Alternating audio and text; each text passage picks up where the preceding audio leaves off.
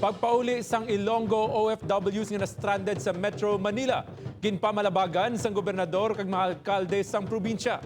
Ining gintutukan ni Daryl Marie Sarmiento.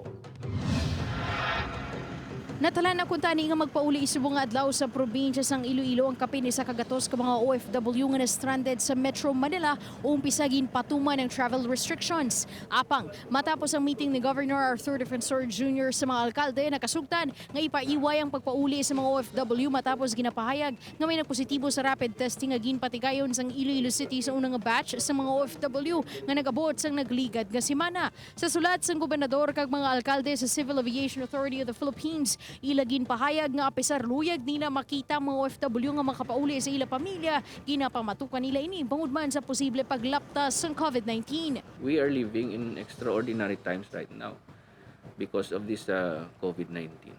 So we are in the middle of a quarantine and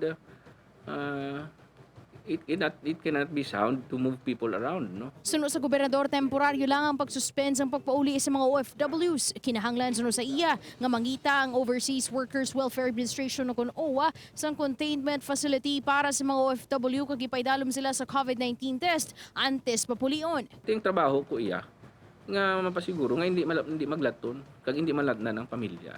That is why we have apprehensions.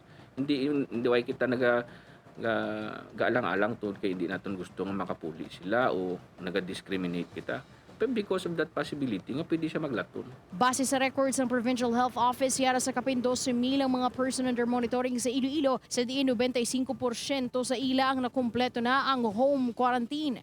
Ang probinsya sang Iloilo ang nagapanguna sa may pinakamadamo nga nagpositibo sa COVID-19 sa riyon nga naglab-ot sa 15. Apat diri ang napatay, samtang may duha na ka mga nakarecover. Upod kay Hans Tisherto, Daryl Marie Sarmiento, One Western Visayas.